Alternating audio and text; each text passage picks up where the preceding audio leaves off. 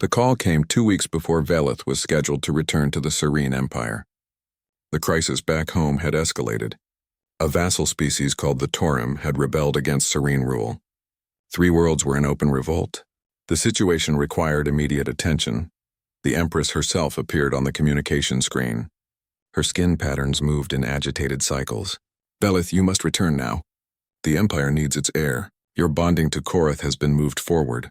It will happen in 1 week." Velith stood before the screen, her shoulders squared. "Mother, we should negotiate with the Taurim.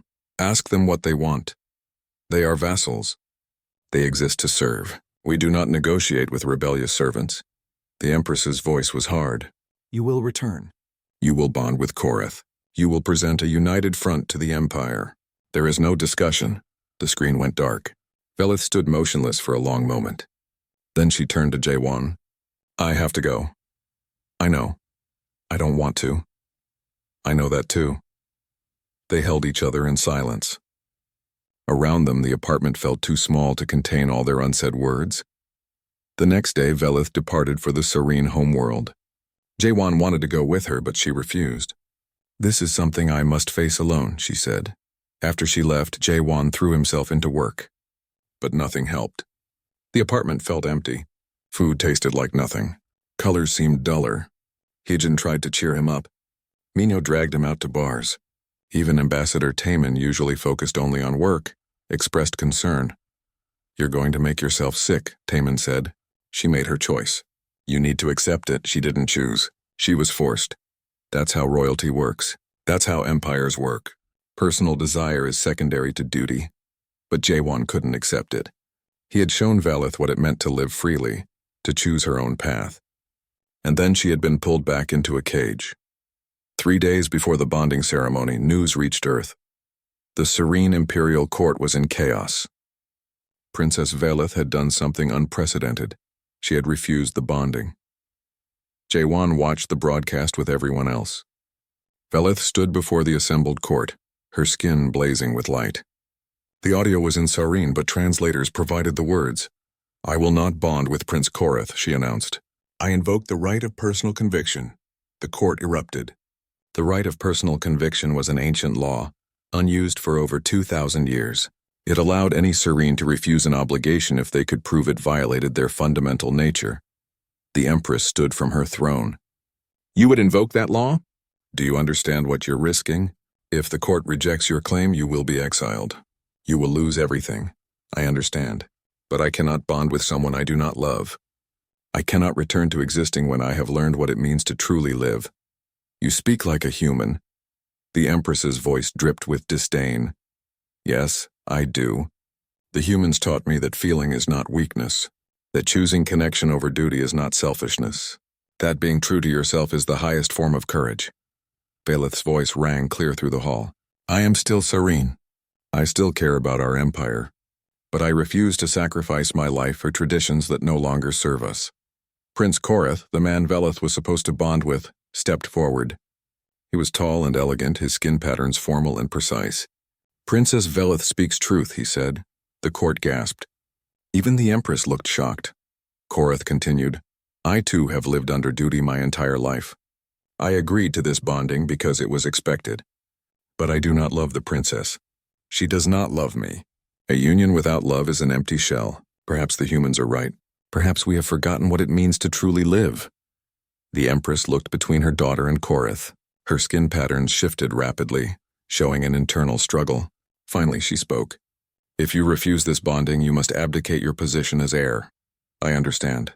My brother will make a better ruler than I ever would. He has always loved politics and strategy. Let him have the throne. And what will you do? Where will you go?" "To Earth. To the human who showed me what love means. To the people who understand that strength comes from choosing your own path." The Empress was silent for a long time. Then she said, "The court will vote. If they accept your right of personal conviction, you will be free to leave. If they reject it, you will be exiled as a traitor, and the alliance with humanity will be reconsidered." The vote took 3 days. Jaewon barely ate or slept. He watched the news constantly, waiting for updates. Captain Hana and Ambassador Taemin prepared for the worst. If the Serene Empire turned hostile, humanity would be in danger. On the 3rd day, the verdict came. The court had voted to accept Velith's claim. Barely. But it was enough. She was free. But there was a price. A faction of traditional Sarene nobles, led by High Consort Thane, declared the vote invalid. They claimed Velith had been corrupted by human influence, and that her abdication would weaken the empire. They threatened civil war. The Empress found herself in an impossible position. She had granted her daughter freedom, but now her empire was fracturing. That's when humanity acted. Admiral Daiho, commander of Earth's defense fleet, offered something unprecedented. Human ships would escort Velith to safety if needed, not as an act of war, but as a statement. Humanity would defend the right of any being to choose their own destiny. "We're not threatening the Serene Empire," Admiral Daiho announced publicly. "We're offering sanctuary." Princess Velith made a choice that took immense courage. If there are others in the Empire who wish to live freely, Earth's doors are open. It was a brilliant move. The traditionalists couldn't attack without appearing to suppress freedom. Other species in the Serene Empire, seeing humanity's offer, began questioning their own situations. The Torim rebellion gained new energy. The Empress, recognizing that fighting would only make things worse, made a choice of her own. She publicly supported her daughter's decision. She declared that the Serene Empire would enter a period of reform, examining traditions that no longer serve their people. "My daughter showed me that evolution requires courage," the Empress said. "Perhaps it is time for the Serene to evolve once more." Velith returned to Earth on a human vessel. Jaewon met her at the landing bay, his heart pounding so hard he thought everyone must hear it. She walked down the ramp, no longer wearing royal robes. She looked tired. She looked free. "I'm not a princess anymore," she said when she reached him. "I don't care. I have no title, no empire, no future except what I choose. Good. My mother may never forgive me. Half the Serene Empire thinks I'm a traitor. The other half thinks I'm insane. Are you happy?" Velith smiled, her skin glowing with colors Jaewon had never seen before. Brilliant golds and silvers mixed with warm reds and oranges. Joy made visible. "Yes, for the first time in my life I'm truly happy." 3 months later, they stood together on the observation deck of the Horizon's Promise, the same place where so much had changed between them. Earth hung below, beautiful and chaotic and alive. They had spent those months together learning what it meant to simply be together without crisis or deadline. They had talked and laughed and argued and grown. Velith had started teaching other aliens about human culture, becoming an ambassador in her own right. Jaewon had continued his work, now with unique insights into Serene society. But there was one thing they hadn't done yet. One question they hadn't asked. Jaewon's hands trembled as he took her hand. His grandmother's words echoed in his mind. "The bravest choice is being true to who you are, Velith," he said softly. "I know we're different species. I know the galaxy will think we're crazy. I know there will be challenges and difficulties and things we can't even imagine yet." He took a breath. "But when I imagine my future, you're in every moment of it. When I think about growing old, I want to grow old with you. When I dream about the stars, I want to explore them together." She was watching him with those deep black eyes, her skin pulsing with light. "I want to marry you," he whispered.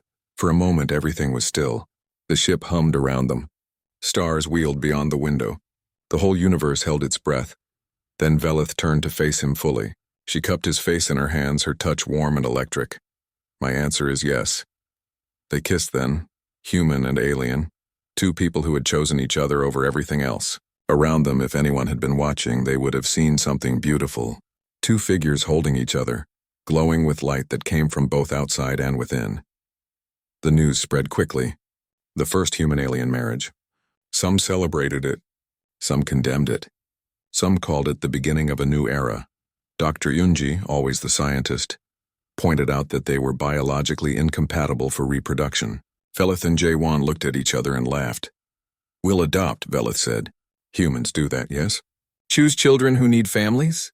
"We do," Jaewon confirmed. "Then we will build our family through choice, not biology." "That seems appropriate." The wedding ceremony combined human and Serene traditions. Velith wore white, the human symbol of new beginnings. Jaewon wore robes with patterns that matched the colors of her skin. Grandmother Bowman cried. Captain Hana stood as one of the witnesses. Even Ambassador Taman smiled. The Empress did not attend, but she sent a message that Velith read privately. In it, her mother admitted that watching her daughter choose happiness over duty had forced her to examine her own life. Rain fell on Sol for the first time since Velith arrived on Earth. She stood outside Jaewon's apartment building, face turned upward, letting water run down her skin. Her bioluminescent patterns glowed brighter in the darkness, pulsing with wonder. "It falls from the sky," she said, laughing. "Water just falls from the sky. You've never seen rain?" Jaewon held an umbrella but didn't use it, letting himself get soaked alongside her. Serene worlds are climate-controlled. Perfect conditions always. No weather. No seasons. No surprises. She spun in a circle, arms outstretched. "This is chaos. This is beautiful." An elderly woman walking past stopped and stared at the glowing alien dancing in the rain. Velith waved at her. The woman, after a moment of shock, waved back and smiled. That was how the first month went. Everything was new to Velith. Everything was wonder. She tasted Korean food and declared kimchi to be either the best or worst invention of humanity. She couldn't decide which. She rode the subway during rush hour and experienced what it meant to be pressed against strangers. She visited markets where vendors shouted and bargained and laughed. "Your people have no order," she observed one day at a street market. "Everyone talks at once. Everyone moves in different directions. It should be chaos, but somehow it works." "That's humanity," Jaewon said. "We're messy and loud and we don't always make sense. But we figure it out together." Velith stayed with Jaewon's family in their home outside Seoul. His grandmother, Bowman, was 80 years old with hands weathered by time and eyes that sparkled with curiosity. She took one look at Velith and immediately adopted her. "So you're the princess my grandson talks about constantly," Bowman said, ignoring Jaewon's embarrassed protests. "Come sit. You're too thin. Alien or not, you need to eat." Velith sat at the low table, folding her long legs awkwardly. Bowman served her homemade soup and watched with satisfaction as the princess tried her first spoonful. "It's warm," Velith said with surprise. "Not just temperature. It feels warm inside. That's what good food does. It feeds more than the body." Bowman patted Velith's hand. "Tell me about your world, child." Over the following weeks, Velith and Bowman formed an unlikely friendship. The princess would help in the garden, her luminescent skin providing light as they worked in the evening. Bowman taught her about growing things, about patience and nurturing. "On serene worlds, we don't grow food," Velith explained one day, hands deep in soil. "We synthesize it, perfect nutrition every time." "But does it taste like it was made with love?" Bowman asked. "I don't understand. When I cook for my family, I put love into it. Every ingredient chosen carefully. Every flavor balanced. I think about who will eat it and what will make them happy. The food tastes better because of that love. Can a machine do that?" Velith was quiet for a long time, her skin shifting through thoughtful colors. "No. A machine cannot love." Dr. Yoonji, a xenobiologist, had been studying serene physiology since they arrived on Earth. She met with Velith regularly to ensure the Earth environment wasn't harming her. One afternoon, she made an interesting discovery. "Your bioluminescent patterns," Yoonji said, showing Velith scans and charts. "They've changed since you arrived on Earth. New colors. New combinations. They're more complex now. Is that bad?" "I don't think so. I think you're expressing emotions your people haven't felt in generations. Your body is literally showing feelings that don't exist in serene society anymore." Velith touched her arm, watching the lights dance across her skin. "I am changing. Is that scary?" "Yes, but also exciting. I understand now why humans seek change instead of fearing it." Jaewon took Velith to see Earth's ocean. They stood on a beach in Busan, waves crashing against the shore. Velith had seen oceans before from space but never stood beside one. "It goes on forever," she breathed. "So much water, so much power, and yet we swim in it. We surf on it. We play in it." Jaewon pulled off his shoes and walked into the shallow waves. "Come on," Velith followed hesitantly. The cold water touched her feet and she gasped. Then laughed. Then ran deeper, splashing water everywhere. They played like children, chasing waves and collecting shells until sunset painted the sky orange and purple. Sitting on the sand afterward, both soaked and happy, Velith said quietly, "I never knew life could feel like this." "Like what?" "Free, spontaneous, real." She picked up a shell, examining its imperfect spiral. "Everything in serene society is planned. From birth to death, every day scheduled, every action purposeful. There is no playing in the ocean. No dancing in the rain. No time wasted on joy. That doesn't sound like living. That sounds like existing. Yes. She turned to look at him, her dark eyes reflecting the sunset. You showed me the difference. And now I don't know how to go back to existing when I've learned what living means. The 6 months were passing too quickly. 3 months gone, then 4. Jaewon tried not to count the days, but they weighed on him like stones. They visited the Amazon rainforest, the last great wilderness on Earth. Velith stood among trees that were hundreds of years old, listening to life singing in every direction. Birds called. Insects hummed. The air itself seemed alive. Serene worlds are quiet, she said softly. Clean, controlled, I thought that was better. I thought chaos was weakness, and now? Now I think chaos is life. Control is death. She touched the bark of an ancient tree. This tree has survived storms and droughts and centuries of change. It grew twisted and imperfect and beautiful. It lived. The perfect synthetic trees on serene worlds will never know what that means. They spent time in orbital habitats where humans lived and worked in space. Velith met scientists and artists and engineers. She met families raising children among the stars. She met elderly couples who had spent their entire lives exploring. A young girl, maybe 7 years old, approached Velith shyly one day. Are you really a princess? Yes. Do you have a crown? Velith smiled. Not with me. That's okay. You're pretty without one. The girl paused. Are you going to marry Prince Jaewon? Jaewon choked on his drink. I'm not a prince, but you love the princess, right? That makes you a prince in the stories. Later, walking through the habitat's garden, Velith asked, Do you love me? Jaewon stopped walking. They had danced around this question for months, both afraid of making their feelings too real. Yes, I've loved you since you first asked me why humans paint pictures, maybe even before that. I love you too.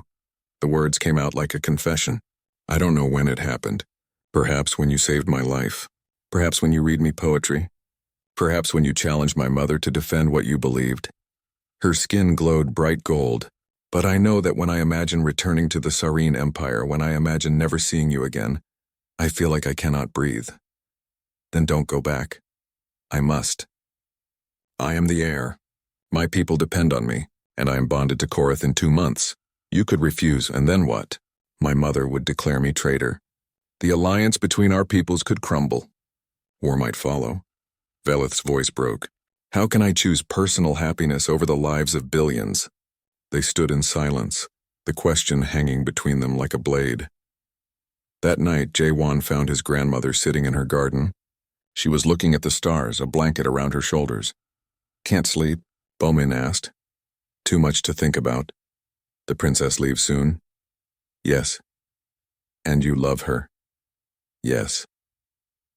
Bomin was quiet for a moment, then patted the bench beside her. Jaewon sat down.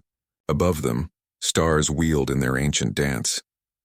When I was young, Bomin said, I fell in love with a man my family disapproved of. He was poor. He was from a different city. He had no prospects, but I loved him anyway. She smiled at the memory. My parents said I had to choose.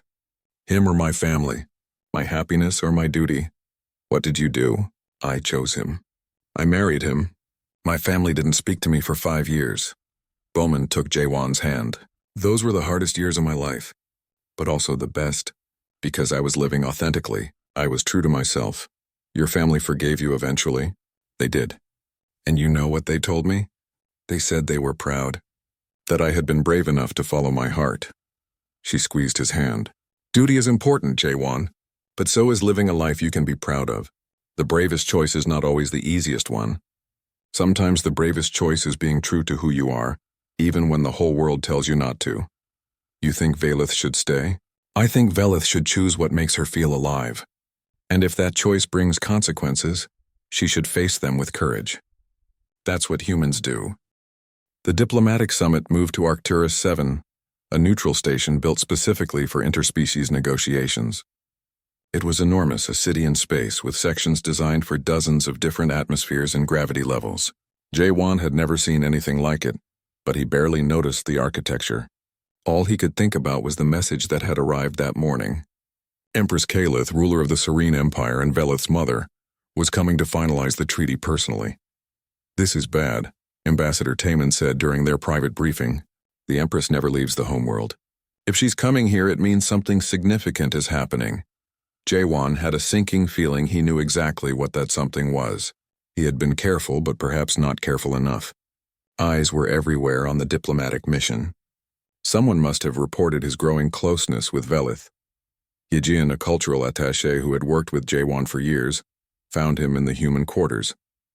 She was a perceptive woman with kind eyes and an unfortunate habit of seeing through people's defenses. "You're in love with her," Yejin said. Not a question. Jaewon didn't bother denying it. "Is it that obvious?" "To everyone except maybe yourself up until recently." She sat down beside him. "What are you going to do?" "What can I do? She's a princess. I'm a diplomat from a species the Sirene barely respect. When this summit ends, she goes back to her empire and I go back to Earth. That's reality." "Since when did humans let reality stop them from trying?" Hyejin smiled sadly. "We're the species that looked at the stars and decided to visit them, even when everyone said it was impossible. We're the species that cured diseases, ended wars, and rebuilt our world from the edge of destruction. Don't tell me you're giving up because something is difficult." Before Jaewon could respond, the station's announcement system activated. The Empress had arrived. The reception hall was vast and cold. The Empress walked in surrounded by guards and advisors. She was taller than Velith, her skin patterns moving in complex mathematical sequences that hurt to look at for too long. Power radiated from her like heat from a star. Velith stood with the other serene delegates. When she saw her mother, her entire posture changed. She became smaller somehow, less bright. Jaewon's chest ached seeing it. The formal greetings were excruciating. Captain Hana represented humanity along with Ambassador Taman. They bowed at exactly the correct angle and spoke in precisely the right tone. The Empress acknowledged them with the bare minimum of courtesy. Then her black eyes found Jaewon in the crowd. She looked at him the way a scientist might examine an interesting bacteria. He forced himself not to look away. That evening, Jaewon was summoned to a private meeting. His stomach twisted as he walked to the chamber. He expected the Empress. Instead, he found Velith. She looked tired. The lights in her skin were dim and irregular. "We don't have much time," she said quickly. "My mother knows about us, about what I feel for you, how." Thane reported everything. "He believes he is protecting me." Velith's hands twisted together, a gesture she had learned from watching humans. "My mother has arranged my bonding to a serene noble named Korith. It is a powerful alliance. The bonding ceremony happens in 3 months. Jaewon felt like he had been struck. 3 months. It was always going to happen. I am the heir. My personal desires are irrelevant. I was foolish to think I could have anything different." Her voice cracked slightly, losing its usual musical quality. "I'm sorry. I should never have let this happen. I should never have let myself feel these things." "Don't say that." Jaewon stepped closer to her. "Don't apologize for feeling.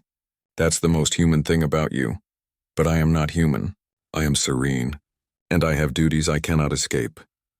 The next day, the treaty negotiations reached their conclusion. The alliance would be formed. Trade would begin. Cultural exchanges would be established. Humanity would join the galactic community under serene guidance. But Ambassador Taman had one more proposal. He stood before the Joint Council, human and serene together, and spoke clearly. "We request that Princess Velith be allowed to visit Earth for 1 year. A full cultural immersion. She has shown remarkable interest in understanding humanity. We believe this would strengthen the bonds between our peoples." The room erupted in argument. Serene delegates protested. Human delegates looked shocked that Taman had made such a bold request without discussing it first. The Empress raised one hand and silence fell immediately. "Why would my daughter waste a year studying primitive customs? She has responsibilities. She has a bonding to prepare for." Jaewon found himself standing. He didn't remember deciding to stand. Everyone turned to look at him. His throat was dry, but he spoke anyway. "Your Majesty, with respect, you call us primitive. You say we have nothing to teach you. But what have the Serene created in the last 1,000 years? What new art? What new music? What discoveries about yourselves?" Thane started to object, but the Empress silenced him with a glance. She gestured for Jaewon to continue. "Humanity has only been in space for 100 years. We still fight. We still struggle. We still fail. But we also create, We grow, we change. Every generation is different from the one before. He thought about everything Velith had taught him about serene culture, all the conversations they had shared. You perfected your civilization and then stopped. You maintain, but you don't evolve. Maybe that's not strength. Maybe that's fear. The Empress's skin flashed dangerous colors. You dare criticize the Serene Empire? I dare suggest that we can learn from each other. That cooperation means more than one side teaching and one side learning. It means both sides growing together. Jaewon looked at Velith. She was staring at him with wonder. Your daughter understands this. She has opened herself to experiences the Serene Empire has forgotten. She has felt things your people say are weaknesses, but which make humanity strong. She has changed, and that change doesn't make her less. It makes her more. The room was silent. Ambassador Taemin looked like he was having a heart attack. Captain Hana had her hand over her mouth.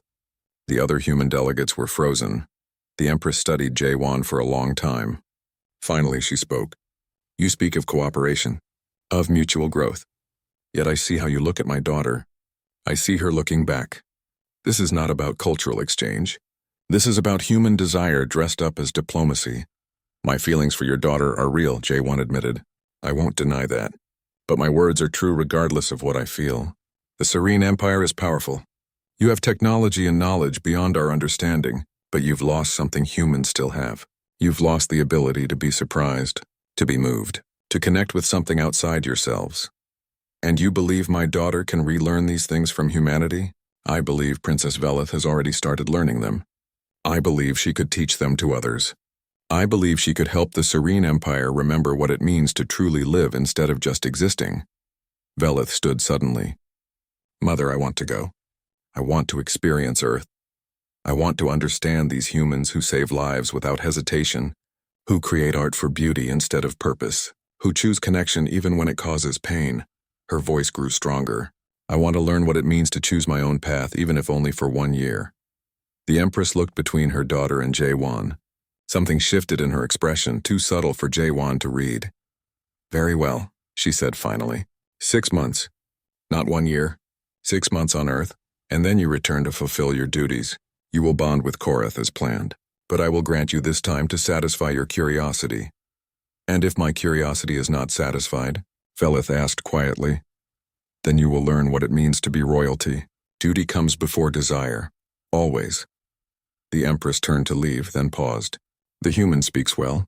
He is correct that we have maintained rather than evolved. But evolution requires sacrifice. Remember that, daughter, when the time comes to choose. After the council ended, Hyejin found Jaewon. That was either the bravest or stupidest thing I've ever seen. Probably both. Jaewon's hands were shaking. He had just challenged an empress in front of the entire diplomatic assembly. His career was likely over. She said yes, though. Velith is coming to Earth for 6 months, and then she leaves forever. Hyejin put her hand on his shoulder. Then you have 6 months to make a lifetime of memories. Make them count. After the crisis, something shifted. Princess Velith no longer looked through Jaewon as if he were invisible. She started asking questions. Real questions, not the polite dismissal she had offered before. They stood together in the observation deck 3 days after the life support incident. Earth hung in the distance, a blue marble against the black canvas of space.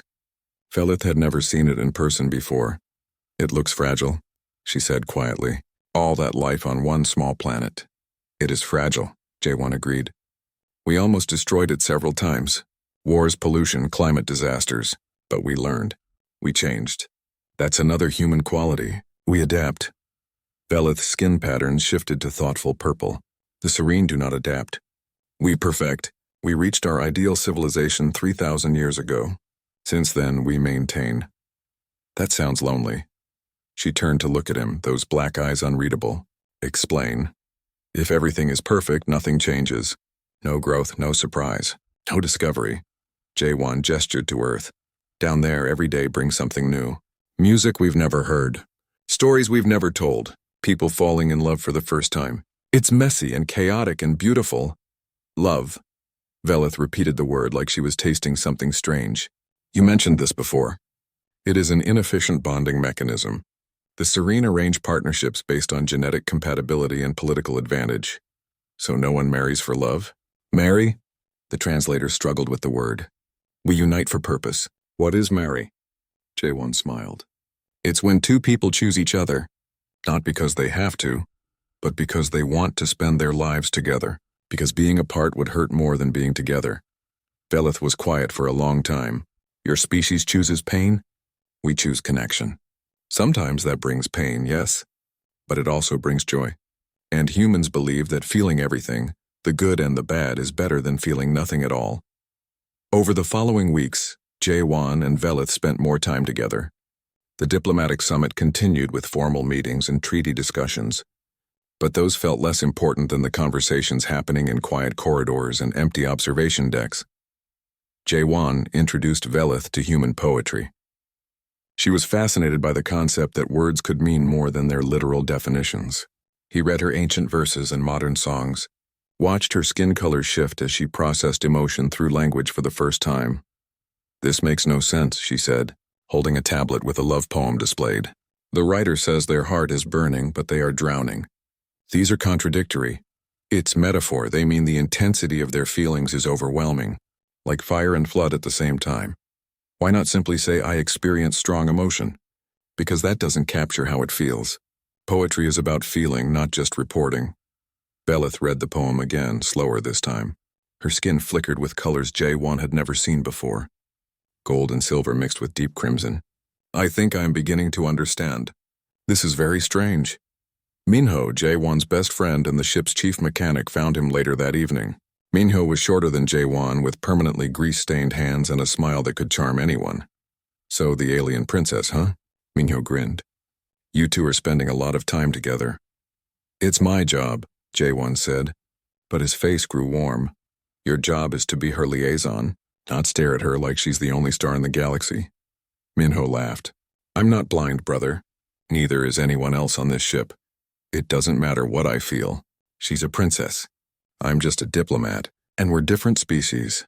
Different species didn't stop humans from loving cats and dogs. Pretty sure we can manage with someone who can actually talk back. Minho clapped him on the shoulder. Just be careful. That advisor of hers, Thane, he watches you like you're a threat. Minho was right. Thane made no effort to hide his disapproval. Whenever J1 and Velith spoke, Thane appeared nearby, his expression dark. One evening, as J1 was heading to his quarters, Thane stepped from the shadows. His tall form blocked the corridor. Human, Thane said. The translator made his voice sound like grinding metal. You overstep your bounds. I'm doing my job, J1 replied carefully. Nothing more. I see how you look at the princess. I see how she changes when she is near you. This cannot continue. J1 felt anger rising but controlled it. Princess Velith is free to spend her time as she chooses. She is not free. She is the heir to an empire. Her future is predetermined. Her life is not her own. Thane stepped closer. You are temporary. A curiosity. When we leave, she will return to her duties. She will bond with a Sarene noble. She will forget you ever existed. Maybe, J1 said quietly, but that's her choice to make, not yours. Thane's skin flashed bright red, a clear sign of rage. But before he could respond, an explosion rocked the ship. J1 was thrown against the wall. Emergency lights activated. He heard screaming from somewhere below. He ran toward the sound, Thane forgotten. The explosion had occurred in the diplomatic conference room. Smoke filled the corridor. Through the haze, J1 saw bodies on the floor. Both human and Serene. Captain Hana was already there, shouting orders. Medical teams now. Seal that bulkhead! Get me a damage report! J1 helped pull people to safety. His training took over. His mind focused on the immediate crisis. He saw Ambassador Taman sitting against a wall, blood running down his face but alive. Then he saw Velith. She was trapped under fallen debris, her leg pinned. Thane was trying to lift the metal beam but couldn't manage it alone.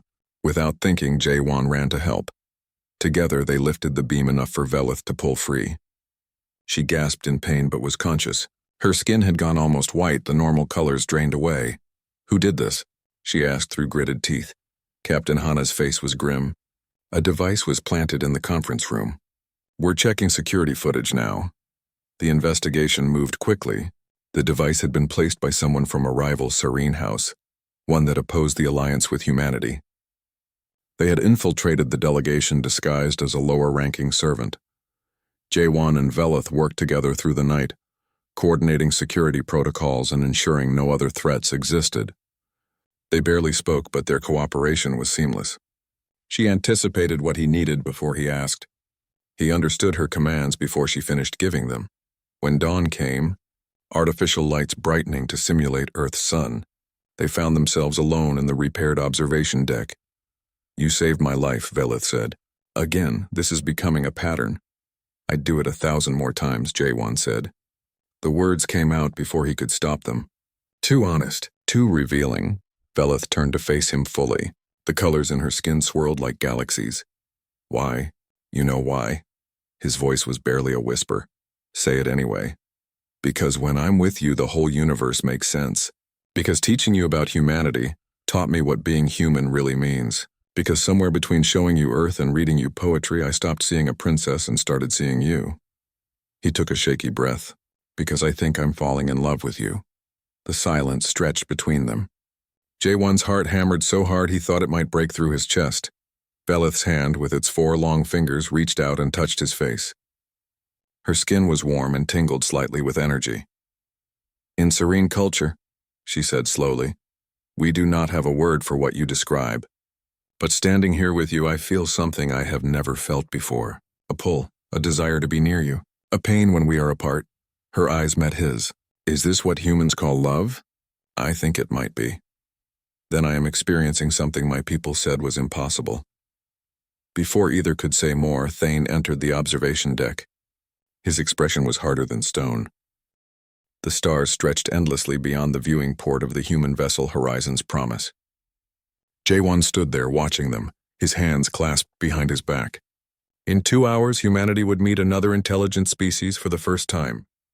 His heart beat faster than he wanted to admit. Captain Hana walked up beside him. She was a tall woman with sharp eyes that missed nothing. "Nervous?" she asked, terrified, J1 admitted. He was a diplomat and xenolinguist, trained for this moment his entire adult life. But training and reality were very different things. "Good. Fear keeps you sharp." Hana smiled briefly. "The Serene Empire sent their princess. That means they either respect us or want to intimidate us. Maybe both." Ambassador Taman joined them, his gray hair perfectly combed as always. He had been J1's mentor for 6 years. "Remember what we discussed? They have traveled the stars for thousands of years. We have barely left our solar system. They will see us as children. Then we show them that children can surprise you," J1 said. The communication system beeped. A voice announced that the Serene vessel was approaching. J1 straightened his formal uniform and walked to the docking bay with the others. His mouth felt dry. The airlock opened with a hiss. Light poured through, brighter than human eyes found comfortable. J1 squinted as figures emerged. The first thing he noticed was that they were tall, much taller than humans. The second thing was their skin. It glowed softly like starlight given form. Blues and purples shifted across their bodies in patterns that seemed almost musical. The princess walked forward.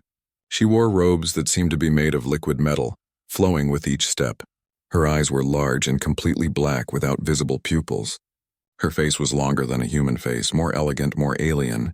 She was beautiful in a way that made J1's breath catch. Behind her walked several others, clearly advisors and guards. One was an older male with harsh features who watched the humans with obvious distaste. Captain Hana bowed respectfully. "Not too deep, not too shallow." Exactly as they had practiced. "Welcome to Horizon's Promise. I am Captain Hana. This is Ambassador Taman and Diplomat J1, your liaison during the summit." The princess looked at them for a long moment. When she spoke, her voice was like wind chimes. The translator device rendered her words into Korean. "I am Princess Velith of the Serene Empire. We have agreed to this meeting as a courtesy. Your species is young. We will determine if you are worthy of joining the civilized galaxy." J1 felt a flash of annoyance but pushed it down. He had expected arrogance. The Serene had conquered dozens of worlds and made alliances with hundreds of species. To them, humans probably looked like primitive apes who had just learned to use fire.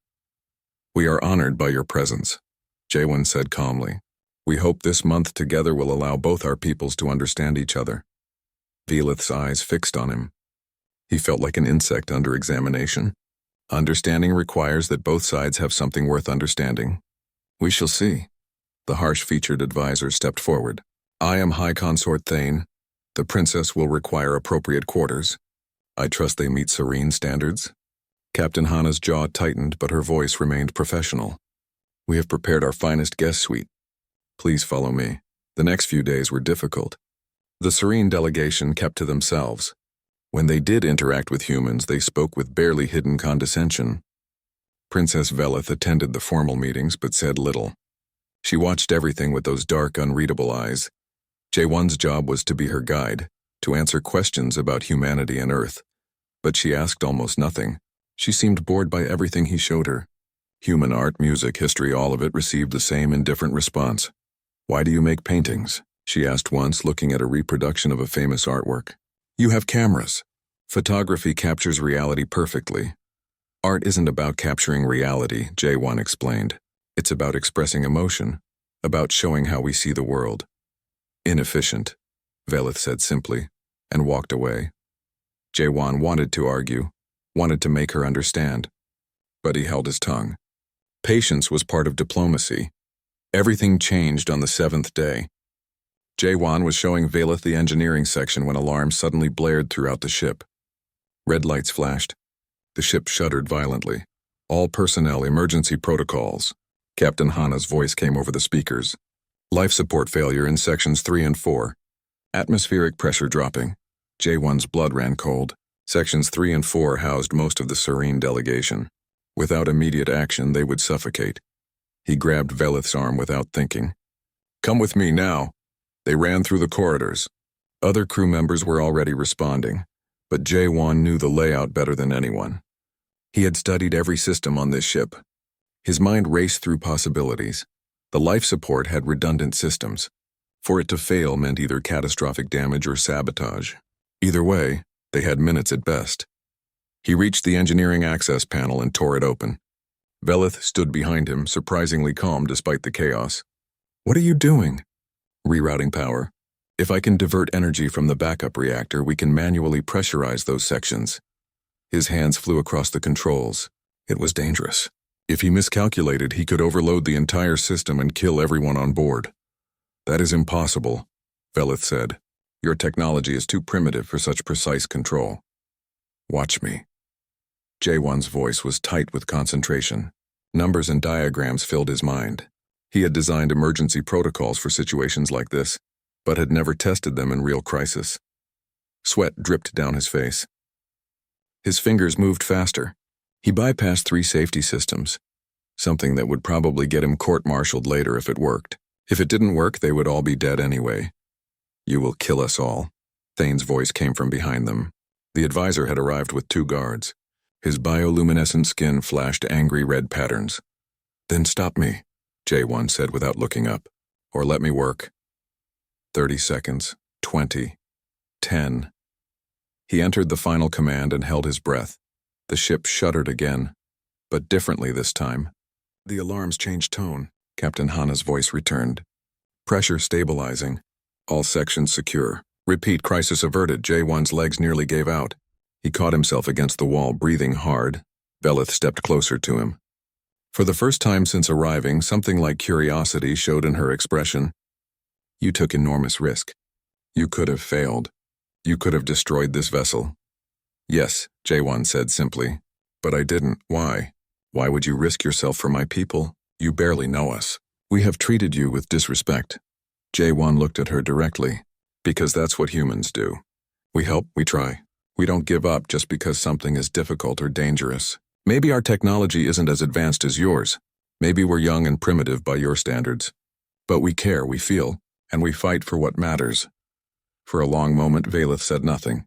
The lights of her skin shifted from their usual calm blue to something warmer, almost golden. When she finally spoke, her voice was softer. Perhaps there is more to understand about humanity than I thought.